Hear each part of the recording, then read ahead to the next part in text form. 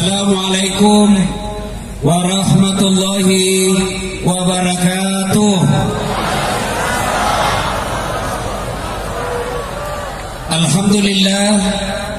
Alhamdulillahi rabbil alamin. Wa bihi nasta'inu ala umurid dunya waddin. Asyhadu an la ilaha illallah wa asyhadu anna Muhammadan abduhu wa rasuluh. Allahumma salli ala sayyidina Muhammad wa ala alihi wa sahbihi ajma'in. Amma ba'd. Ibu bapak, saudara-saudara sekalian, malam ini kita perayaan Maulid.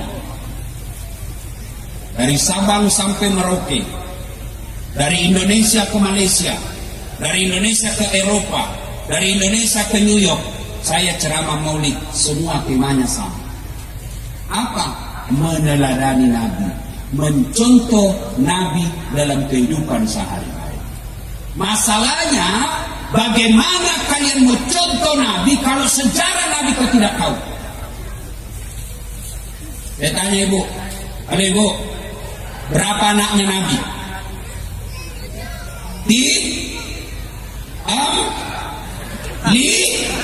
Bingung aku?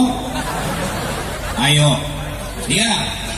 Bagaimana kita mau contoh Nabi? Anaknya saja Nabi kita tidak tahu.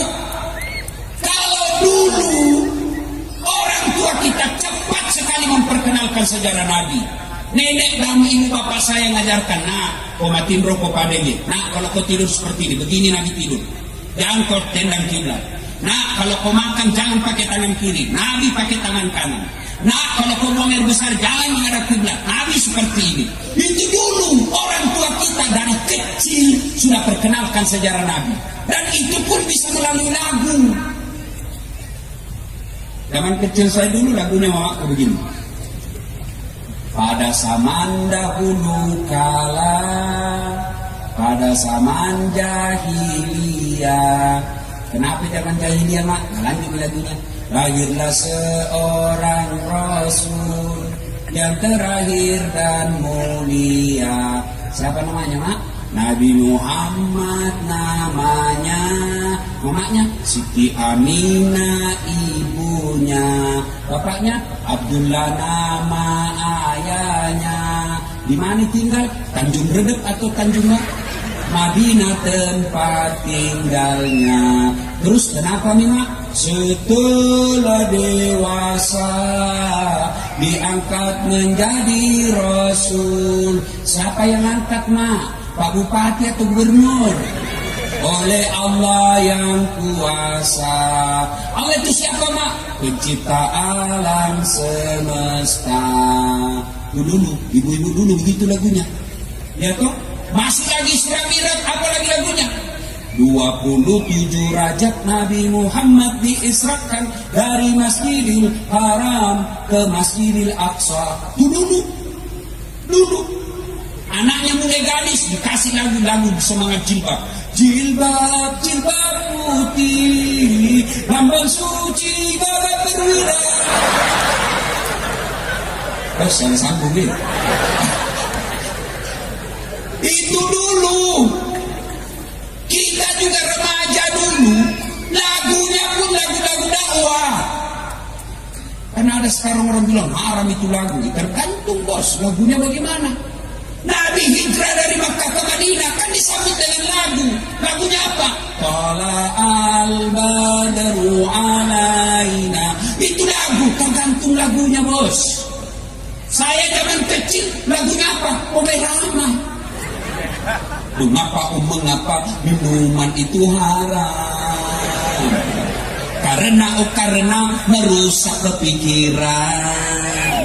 Mengapa berzina juga haram? Karena itu cara binatang. Mengapa semua yang asik-asik itu diharamkan? Mengapa semua yang enak-enak juga diharamkan? Jawabannya,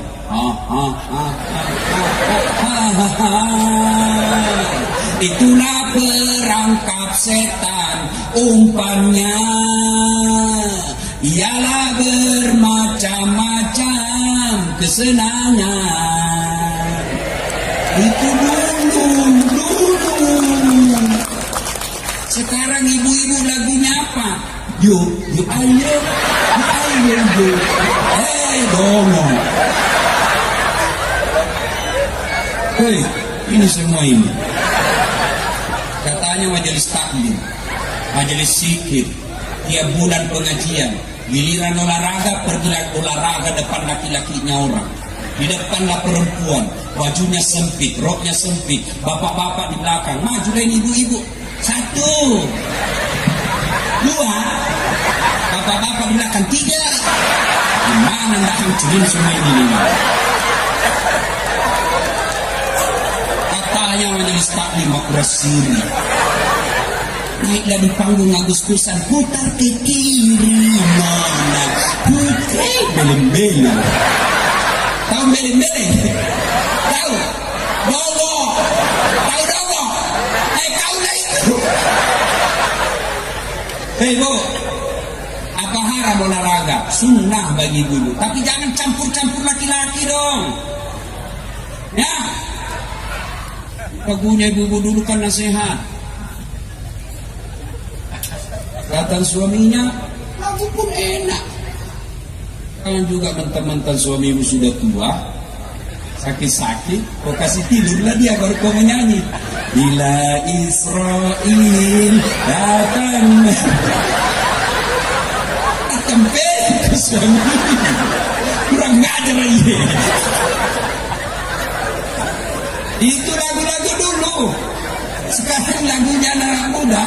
Kita dulu kan ramah Pak. Lagunya Ebit G. Ade. Mungkin Tuhan mulai bosan melihat tingkah kita yang selalu salah dan bangga dengan dosa-dosa. Itu dulu. Sekarang lagunya anak milenial apa? Pulang-pulangku berbadan dua. Patam pulis. Ya, nah, ibu bapak, saudara-saudara sekalian. Nah, dengan maulid kita bisa tahu sejarah Nabi. Oleh karena itu, hikmah maulid sebenarnya yang paling penting adalah kita tahu sejarahnya Nabi. Makanya saudara-saudaraku yang tidak mau maulid, boleh. Kami hargai kalian tidak maulid. Kami tidak menganggap kalian sesat. Tapi tolong kalian juga hargai pendapat kami yang mau maulid.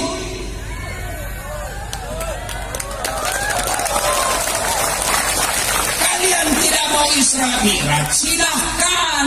Tapi tolong jangan kau tuduh kami sesat. Sakitnya itu di sini. Kami dari kecil diajarkan maulid.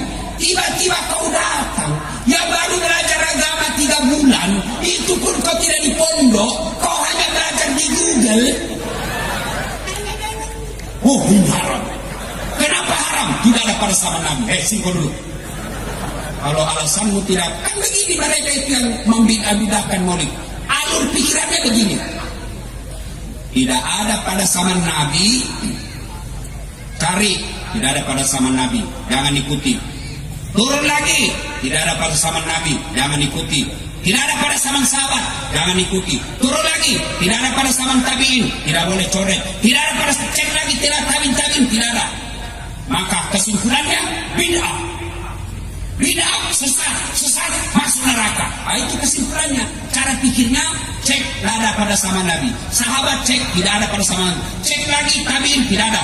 Tabiin tidak ada. Kesimpulannya bid'ah masuk sesat, masuk neraka. Kayak dia panitia hari kiamat. Sini dulu. Sini deh. Nabi pakai zakat apa? Gandum dan kurma. Pakai zakat beras, cek Nabi tidak ada. Cek sahabat tidak ada. Cek tabiin tidak ada. Cek tabiin tidak ada. Berarti kesimpulannya bayar zakat beras bid'ah sesat, masuk neraka. Tidakkah orang pakai beras, pakai aku gandum, kau mempersulit dirimu bos. Alasannya tidak ada pada zaman Nabi bid'ah itu sesat. Ayo, kalau begitu sini. Mushaf bid'ah. Itu Quran yang dalam bentuk kitab itu bid'ah. Kenapa? Tidak ada pada zaman Nabi. Main bid'ah. Kenapa? Tidak ada pada zaman Nabi. Maka kalau kau anggap tidak ada pada zaman Nabi bid'ah, tolong kau ceramah, jangan pakai main. Kenapa? Bid'ah. Saudara-saudara sekalian.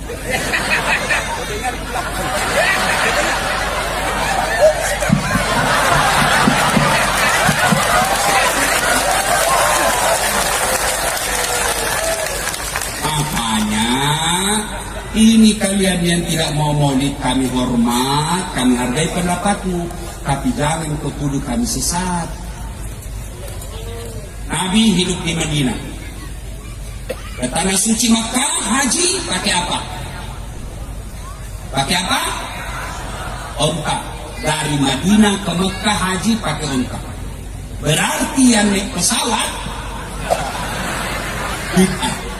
Maka tolong kalau kau anggap itu tidak ada pada zaman Nabi bid'ah, maka naik ontalah kamu dan biduk-biduk ke Makkah 17 tahun dah sampai kok. Jelas, jelas. Inilah maulid. Namanya memanfaatkan momen. Tidak setiap saat orang boleh dikumpul begini. Apa yang salah dengan maulid ini? Coba. Dengan maulid satu, kita dengar pembacaan ayat suci Al-Quran. Tolong tunjukkan saya larangan membaca ayat suci Al-Quran di lapangan. Tunjukkan saya. Dua, dengan maulid kita bisa bersilaturahim. Saya jarang sekali ketemu dengan Pak Bupati. Baru kenal Habib Fahmi. Dengan maulid saya bisa berkenalan dengan beliau. Hikmah maulid. Pak Kapolres baru saja tugas di Berau. Dengan maulid Bapak bisa lihat beliau dan beliau bisa lihat kekuatan kita ada di sini. Maulid. Tiga, dengan maulid ada kesempatan bersedekah. Berapa ribu dos yang disedekahkan. Mana ada larangan bersedekah? Yang kelima, dengan maulid Bapak dengar ceramah malam ini. Bukan saya yang jago, saya ulang. Bukan saya yang jago, tapi Bapak ini yang hadir di sini yang hebat. Biar saya mendengar ceramah di sini, 3 jam berapi-api, tapi sendiri tidak ada pendengarnya. Lewat orang, sudah lama itu gila Ustaz dari Sulawesi. Ini kita datang karena cinta kita kepada Rasulullah Muhammad Sallallahu Alaihi Wasallam. Dua, yang ketiga, mari kita dengar sisi-sisi kehidupan Nabi. Satu, usia Nabi 16 tahun. Nabi kemudian jalan di Mekah. Belum jadi Nabi deh, 16 tahun. Kira-kira kalau sekarang anak milenial, tersingkap dia punya rok. Karena waktu itu belum ada celana, apalagi celana yang sempit di bawahnya, apalagi namanya itu celana botol. Tidak kasih sesuatu sempit itu celanamu, bagaimana caramu kasih masuk itu? Dan ini Ustaz tidak tahu, Ustaz. Bagaimana caramu? Nah, ini dikasihkan untuk plastik, Ustaz. Oh, repomu itu. Besok kalau mau kau buang besar, nggak ada plastik, kau dapat. Apa nggak sisa kau? Kau berarti ini celanamu dong. Nabi tersingkap roknya, sarungnya, kelihatan betisnya. Bagaimana reaksi Nabi kelihatan betisnya? Merah mukanya, pipinya, malu kelihatan betisnya. Nabi, remaja waktu itu, lelaki, malu kelihatan betisnya sampai muka mereka. Muka beliau merah, malu. Berarti, kalau kita cinta pada Nabi pada malam ini, yuk pulang dari pengajian, pelihara rasa malu. Malu dong jadi anggota DPR, rapatnya cuma tidur.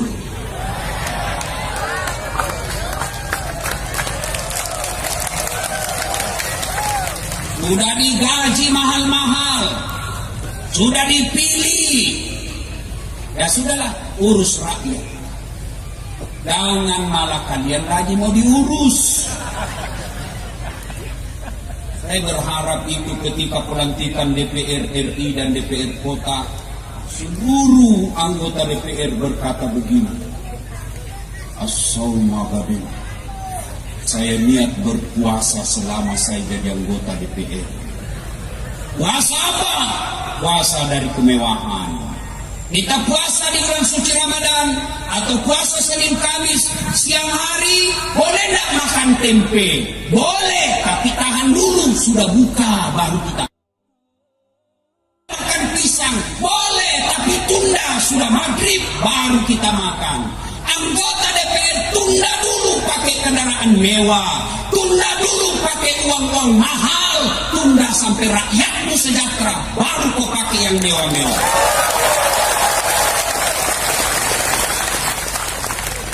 Tunda dulu. Malu dong anggota DPR tidak khusus rakyat. Jadi bupati, wakil bupati, malu dong sudah dipilih rakyat, tidak membuat aturan yang mendukung rakyat.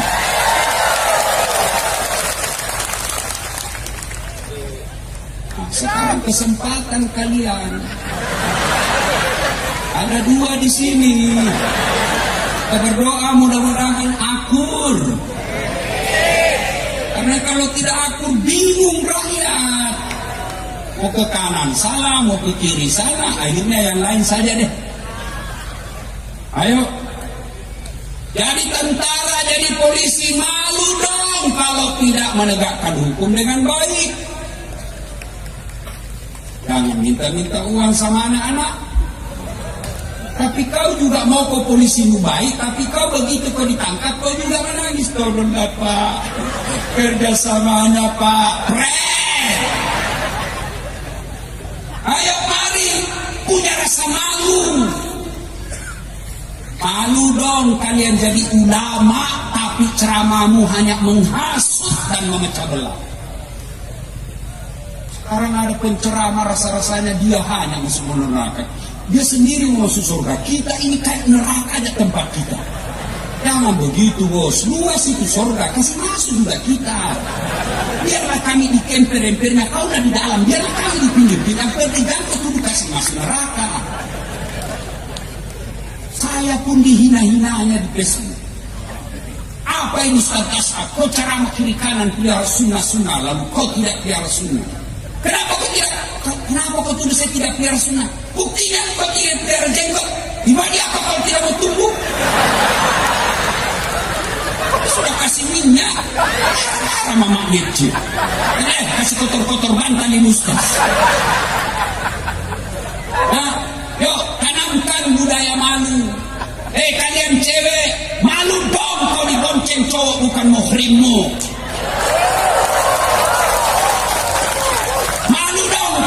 Mengumbar sahwat. Kamu enak pakaian, kami yang hancur amalnya. Beli. Yuk cewek, mari kerjasama. Kami cowok jaga mata, kalian cewek jaga akhlak. Biar kami jaga mata, kalau kalian gentayangan, hancur amal kami. Kita keluar rumah, ngaji dulu, zikir dulu, sholat duha dulu, baru keluar. Baru 3 kilometer keluar dari rumah, habis amal. Sebelah kanan ketek, sebelah kiri dada, di depan kita cewek dibonceng kelihatan celana dalamnya.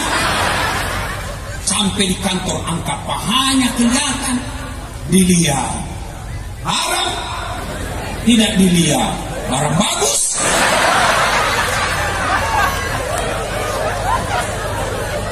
Malu dong kelihatan auratmu. Hei cewek, jangan digoda-goda cowok. Dipacari sudah 3 tahun tidak dilamar-lamar. Motor aja dicicil 1 tahun sudah lunas. Kamu 3 tahun dan dibayar cowokmu. Beli roti satu, teh botol satu, dia bawa kau beli obat autan, dia bawa kau di pinggir sungai menonton air. Dong. Malu dong. Ya.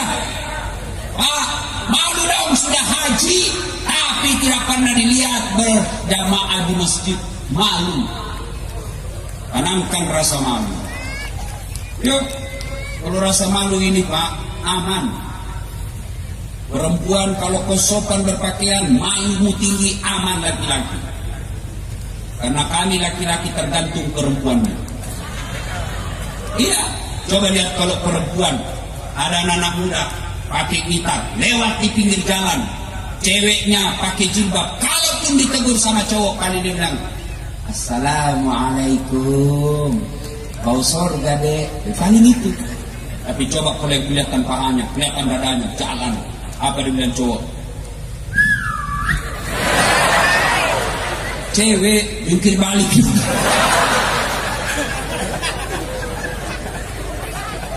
Puasa rajin, Ramadan tidak ada lepas puasanya, sholatnya lengkap, tadarusnya Ramadan 1 kali khatam sampai 2 kali khatam. Tapi ingat, ada perbuatan yang menghancurkan amal-amalmu itu. Apa gerangan? Kata Nabi, qillatul haya, kurang rasa malu. Orang yang kurang rasa malunya, hancur amal-amal kebaikannya. Oh, 1, akhlaknya Nabi. 2, Nabi usia 25 tahun kerja kepada Khadijah, janda bangsawan Mekah kaya. Khadijah punya sekretaris namanya Nafisah. Khadijah selalu cerita, baik ini pegawaiku satu, rajin kerja, belum jadi Nabi waktu itu Muhammad, bagus, jujur. Nafisah berpikir, oh Khadijah lagi jatuh cinta sama Muhammad. Maka Nafisah menjadi tim sukses, tapi bukan tim sukses pilkada. Kalau tim sukses pilkada, dia yang sukses. Disuruh bikin baleho 10, 5 gina bikin. Tidak nampak. Iya mandri lah cilaka. Lalu Nafisah datang kepada Muhammad. Muhammad, bagaimana menurutmu kalau ada perempuan yang menyukaimu? Alhamdulillah. Tapi ini perempuan lebih tua dari kamu. Tidak jadi masalah. Tapi ini perempuan sudah janda. Tidak jadi masalah. 2 kali janda. Tidak jadi masalah. Tapi dia bosmu. Tidak jadi masalah. Yang jadi masalah kata Nabi, betulkah dia suka sama saya? Nafisah berkata, tenang Muhammad, saya punya urusan. Lalu Nafisah datang kepada Khadijah. Bunda, bagaimana menurut Bunda kalau ada laki-laki yang menyukai Bunda? Alhamdulillah. Tapi ini anak muda, tidak jadi masalah. Lebih muda dari Bunda 15 tahun, tidak jadi masalah. Anak buahmu, tidak jadi masalah. Yang jadi masalah, betulkah dia suka saya? Nabi dan Nafisah, tenang Bunda, saya punya urusan. Ini tim sukses yang menjaga kedua belah pihak. Nikahnya Rasulullah membawa mahar 300 ekor onta. Ini kalau dirupiahkan sekarang, 1 onta 25 juta. Kali 300 berapa itu ya? Kurang lebih 5 miliar. 7,5 miliar. Coba. Jadi keliru kalian kalau mengatakan Muhammad awal-awalnya miskin. Tidak, Muhammad orang kaya. Tapi kekayaannya bukan dipakai berpura-pura. Aman. Sudah nikah, lahir anaknya. Anak pertamanya dikasih namanya Qasim dan seterusnya. Kemudian usia 40 tahun Rasulullah naik ke Gua Hira, lalu bersemedi kalau bahasa Jawanya sekarang. Tiba-tiba datang malaikat Jibril dalam bentuk anak muda yang gagah, putih bersih. Dia peluk Nabi dan berkata, Muhammad, Iqra, baca. Nabi berkata, saya tidak tahu membaca. Baca Muhammad, saya tidak tahu membaca. Baca, saya tidak tahu membaca. Akhirnya dipeluk sampai sesak nafas. Nabi pun kemudian mengikuti Jibril. Iqra bismi rabbikal ladzi khalaq, dan seterusnya. Ya, menggigil Nabi setelah menerima wahyu. Pulanglah ke rumahnya. Sampai di rumah, Nabi berkata, istriku sayang, saya kedinginan, menggigil, tolong selimuti saya. Ibu, kira-kira kalau 3 hari 3 malam suamimu tidak ada kabar, kamu telepon tidak dijawab, di miss call dia reject, kira-kira pulang menggigil, selimuti saya ibu. Apa jawaban ibu? Langsung selimut?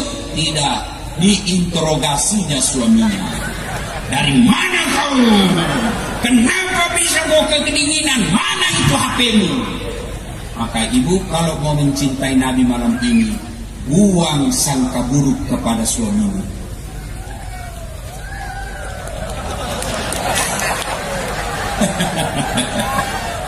Bu, mau tenang dalam rumah tangga? Mau? Hilangkan sakwa sangka. Baik sangka sama suami. Gak usah telepon-teleponnya diperiksa. Makin sering ibu periksa telepon, maka sering ibu sakit hati. Gak ikhlas ini ibu. Hei, mau tenang? Gak usah periksa handphone suami. Lalu setelah periksa handphone dan ditahu, ibu mau apa? Minta cerai, anak sudah 4. Daripada sakit hati, ikhlaskan saja, tidak usah periksa. Biar diperiksa tidak menjadi solusi, maka solusinya sekalian bisa tenang. Hilangkan sangka buruk. Telepon suami tidak dijawab, sangka baik. Oh, suamiku lagi sholat duha. Telepon lagi tidak dijawab. Oh, suamiku berjamaah di masjid. Tiba-tiba masuk WhatsApp, saya lihat suamimu bonceng cewek cantik betul. Dia jam, sudah pulang kerja. Oh, bonceng cewek. Oh, berarti suamiku lagi ngojek. Tenang perasaan, hilangkan sangka buruk, karena tidak gampang menjadi suami. Ibu pikir gampang jadi suami? Ibu, di kantor kita dimarah-marahi sama kepala dinas. Kita hanya pegawai honor, PTT, pegawai tidak tetap. 2 tahun kerja TTP, tetap tidak pegawai. Gaji seadanya, di kantor dimaki-maki. Sampai lagi rumah dimaki-maki lagi. Apa enaknya kami jadi suami? Marahi terus, ngomel aja kerjanya. Baik kalau kau cantik, gendut buat makan. Indomie 2 bungkus dia sendiri makan. Ini model-modelnya sendiri.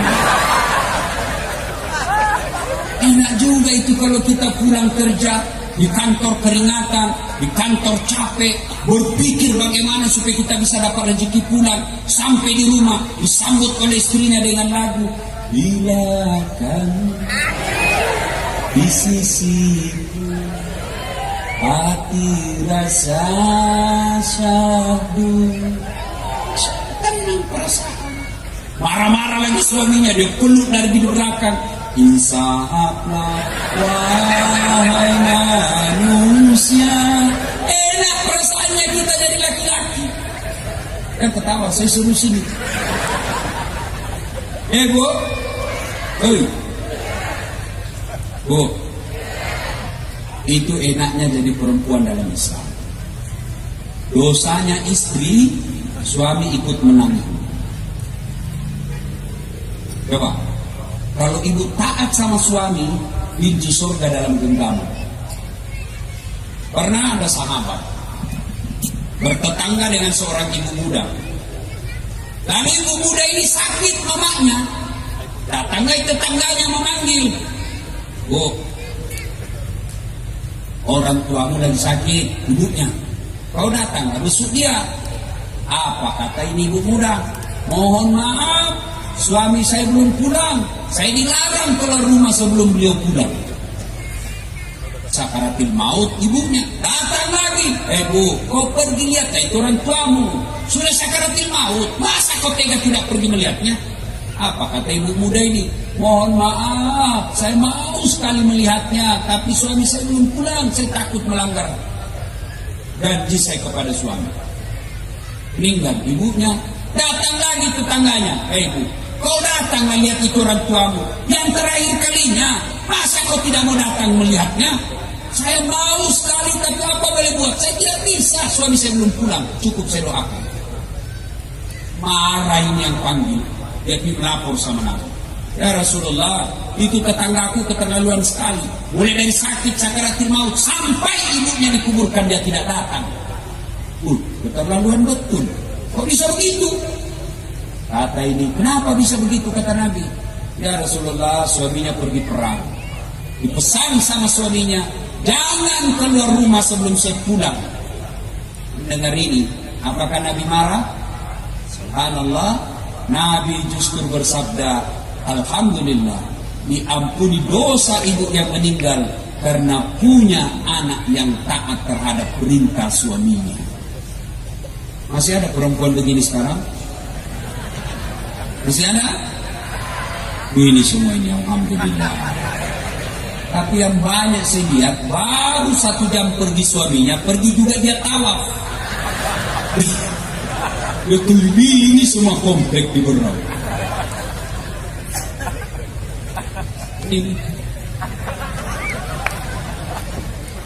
Tetangganya beli televisi dia sibuk. Mana beli? Dia cicil itu. Kenapa kalau dia cicil? Tetangganya beli kulkas, cicilan aja itu. Suaminya saya tanya gajinya. Kenapa? Urusannya orang. Yang bagus seorang perempuan pergi suaminya, maka dia tinggal di rumahnya, menghargai suaminya, tidak keluar. Gimana caranya? Ya sholat duha, doakan suami. Selesai sholat duha, dia WhatsApp suaminya, Bang, jangan menghalalkan segala cara. Rezeki tidak akan kemana. Jangankan bertukar, jangankan diambil, bertukar saja tidak. Halal, jangan kau menghalalkan segala cara. Baru saja saya doakan kau dalam salat duhaku, insya Allah murah rezekimu. Salam sayang selalu dari istrimu di rumah. Senang kita laki-laki kalau terima WhatsApp begitu. Langsung dikasih lihat semua teman-teman di warkop. Kau lihat SMS-nya istriku, istrian saleha. Pernah SMS begitu seribu? Soalnya pernah? Pernah? Paling WhatsApp-nya jangan lupa senda beli telur.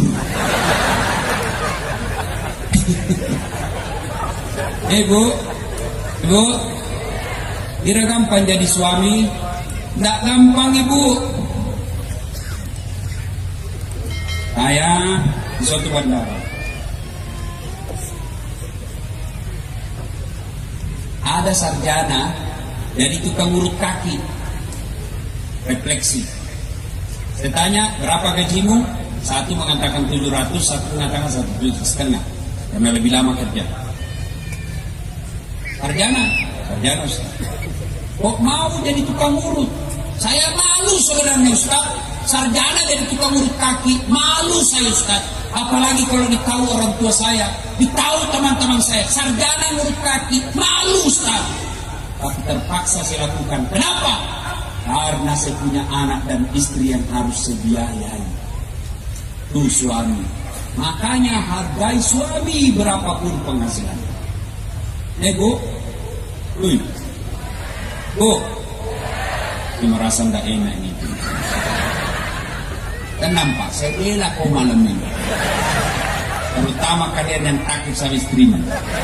Ada di sini takut sama istri? Ada? Berhenti kau jadi laki-laki. Apa mau takut sama istri? Nah, semua gaji tak diambil. Ya, soalnya kalau dia ngamuk Ustaz, kasih pecah piring. Dengar, sesama lelaki, saya aja Pak. Kalau istri kasih pecah piring satu, kasih pecah satu lusin. Dia kasih pecah gelas, kasih pecah semuanya. Kenapa? Piring gelas boleh dibeli, harga diri sebagai suami tidak boleh diinjak-injak istri. Takbir. Nah, itulah laki-laki yang takut sama istrinya tadi. Jadi Ustaz tidak takut sama istri. Apa saya mau takut sama istriku? Cuma istriku lebih berani dari saya. Salatullah ala toha rasulillah. Salatullah salamullah ala yasin. Nah, Nabi satu ketika ke masjid. Sampai di masjid, Nabi buka sendal. Ada fakir miskin, dia lihat Nabi sendalnya. Nabi berkesimpulan dia suka sendal punya orang. Sudah selesai salat jamaah, Nabi tanya, kau tahu rumahnya itu tadi? Simpulan ya Rasul, saya tahu ya Rasul, antar saya ke sana. Diantar sampai di rumahnya. Assalamualaikum ya sahibul bait. Waalaikumsalam warahmatullahi. Ya Rasulullah, senang betulin orang miskin. Ini saya lihat kau di masjid tadi, kau lihat di sendalku. Kayaknya kau suka ini toh? Iya ya Rasul, saya suka, bagus betul modelnya. Inilah kekasih saya, inilah pemberian istri saya tersayang, Khadijah. Nah, kalau kau senang, berarti ada kesempatan buat saya untuk bersedekah. Silahkan kau ambil ini sendal. Begitu dermawannya Nabi. Berarti ibu-ibu, kalau sayang kepada Rasul, cinta ingin mencintai Rasul, maka berikanlah sesuatu yang kalian sayang kepada orang yang membutuhkan. Kenapa kalian yang ketawa? Berarti berikanlah suami.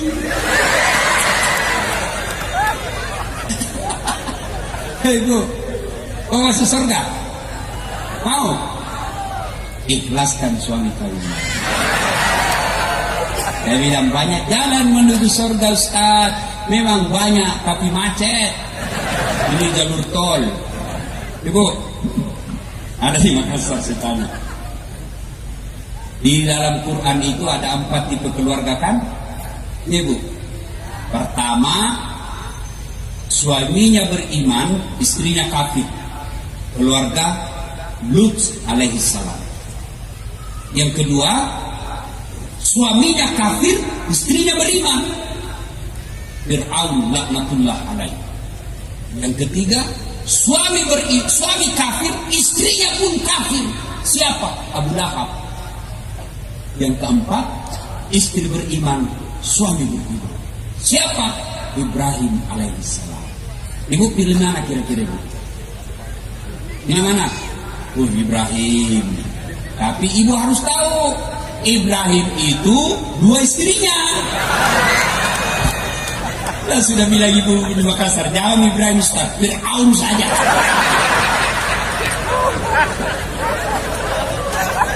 Nah, Bapak saudara-saudara sekalian, kalau cinta kepada Rasulullah, yuk menjadi orang yang dermawan. Itu tadi saya didengar berapa ribu kalender dibagikan? Berapa lembar itu? 4.000 ya? 40.000 per lembar. 40.000 itulah yang Bapak Ibu miliki. Bu, emas di rumah, gelang, cincin, kalung, anting, siapa yang punya? Kalau ibu mati, siapa yang punya? Istri kedua.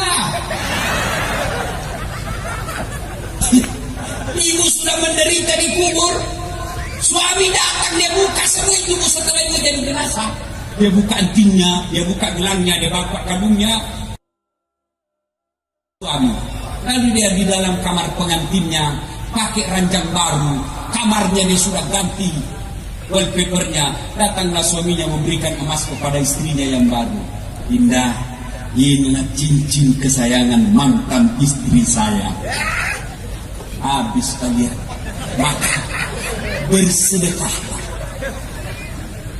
Bu, hei, bu,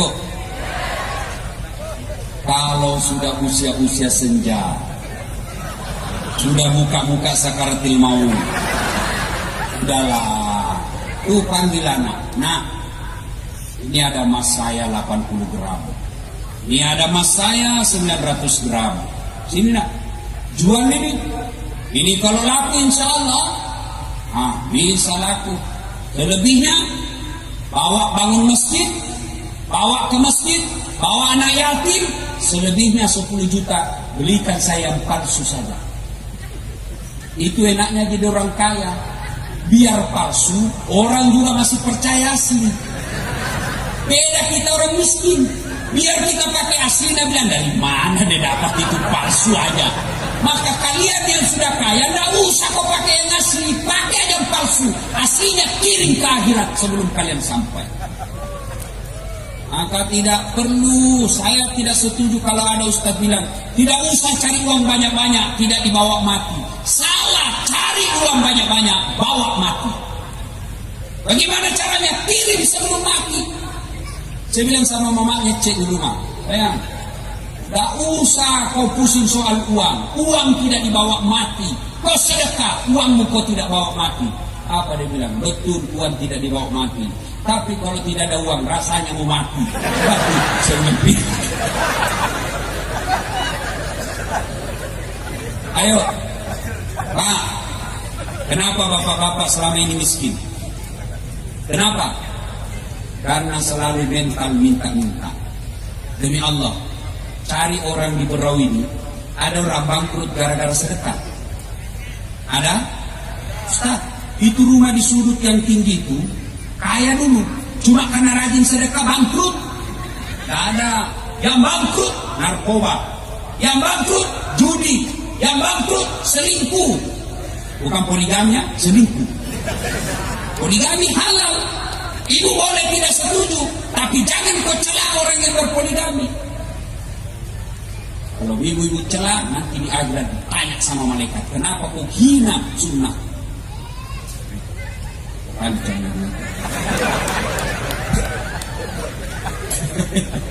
Ibu, suami itu tergantung istri.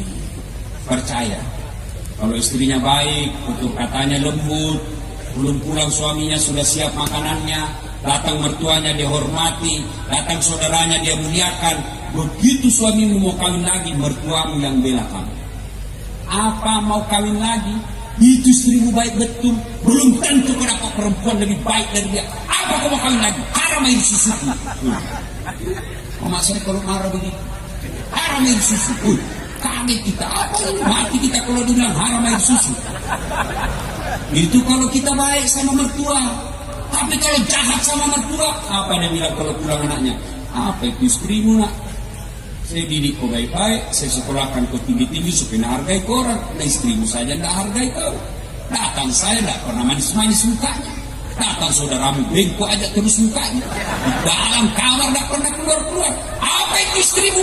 Kalau kau lagi saya carikan ke sepupumu.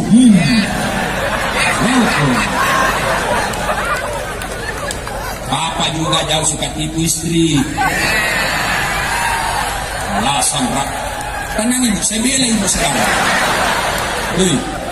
Hei, alasan rapat, kopi di merapat. Ada di Batu Bici. Selesai khutbah, dia datang sama saya curhat. Ustaz, saya bangkrut Ustaz. Doakan saya Ustaz, saya mau pulang malu meninggalkan utang. Saya mau tinggal dikejar-kejar, saya mau dibunuh Ustaz. Tolong doakan saya Ustaz. Baik. Sebelum saya doakan Pak, tolong jujur, jangan kau bohong. Ya Ustaz, bagaimana perlakuanmu kepada istrimu selama ini? Apa dia bilang? Wah itu dia Ustaz. Saya lebih senang istrinya orang daripada istriku Ustaz. Saya jangan banyak bicara cilaka, itu sebabnya. Hei, Pak, dengar. Nabi 11 istrinya. Berapa? 11. Dari 11 istri Nabi, tidak satupun istri beliau berkata, saya nyesal nikah sama kamu Muhammad, rugi saya nikah sama kamu. 11. Bapak satu aja istrinya menderita lahir batin. Ditanya, Ustaz, saya dagang rugi, saya bawa mobil labrakan. Sebabnya kau durhaka sama istri. Coba kasihan istri kita. Dia tinggalkan Jawa, dia tinggalkan Madura, dia tinggalkan Sulawesi, datang merantau. Ikut sama suaminya, mengabdi sama suaminya di Berau. Sampai di Berau bapak berkhianat, menyakiti istri sampai melukai perasaan dan badannya. Pantas Allah cabut rezekimu dalam rumah tangga. Kenapa kau khianati istrimu? Tenang ibu. Hei, Pak, ada yang curhat sama saya ibu. Begini, Ustaz, saya penyakit kanker. Saya kasihan yang memicu tambah berat penyakitku kalau saya stres. Saya bilang, ibu jangan stres. Bagaimana saya tidak stres, Ustaz? Suami saya bawa perempuan di depan mata saya. Saya mau mengamuk, saya orang sakit.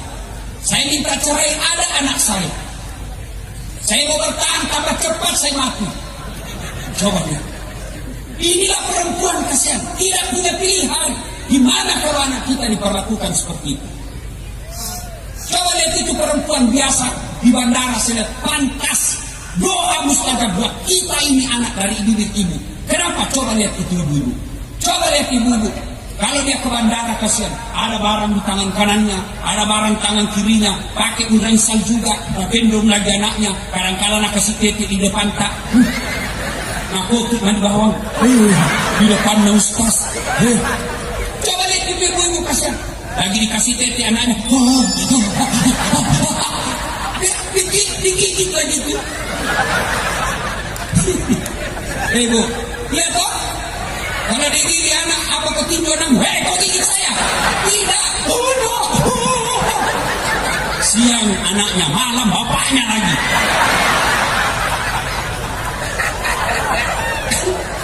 Coba itu kasihan.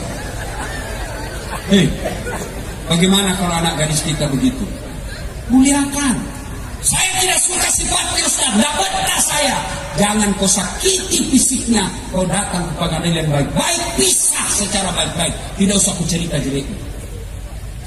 Boleh, kalau tidak tahan lagi. Ini kau maki-maki semuanya, jadilah dia anakmu. Kau bilang istrimu, bolong, cokok, kutu, lagi anakmu. Yang ketawa, saya serius ini. Belajar itu baca sisi Nabi. Coba buka itu kitab Barasanji. Nabi itu dijelaskan dalam Barasanji, Nabi sendiri yang jahit bajunya, Nabi yang bersihkan tempat tidurnya, Nabi yang sediakan sarapannya. Bayangkan Nabi, manusia mulia, tidak punya dosa, kekasih Allah, membersihkan tempat tidur, dia cuci piringnya, robek bajunya, Nabi yang jahit. Itu Nabi. Kamu baru security, hargai saya suamimu,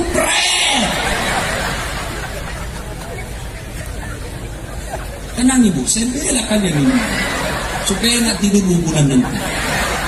Ya Pak, Bapak, Bapak tahu nggak kalau mati biar Bapak hitam jidat, Senin Kamis Bapak puasa, tahajud tiap malam, 1 juz 1 hari untuk Bapak baca. Bagus kau punya sholat sunnah, tapi istri tidak pakai jilbab, istri tidak sholat, istri dibiarkan tukang gosip. Maka Bapak nanti sebelum istri masuk neraka, Bapak duluan di depannya. Jangan juga suka ngomel-ngomel, karena itu ditanggung itu dunia sampai di akhirat.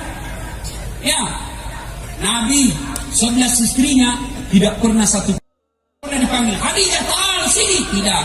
Khadijah beliau panggil Ummul Mukminin, Aisyah beliau panggil ya Umairah yang merah-merah pipinya. Kalau kurang ini panggil istri dengan panggilan kasih sayang. Wahai istriku yang termancung hidungnya di lorong tidur. Yang tidak mancung hidungnya Ustaz, ya giginya kau lihat. Justru giginya mancung Ustaz, ya lehernya lah, pakai cari bagusnya, alisnya kah apa. Jangan terlalu jujur, mentang-mentang hitam istrimu. Belum istrimu apa PC? Kasih.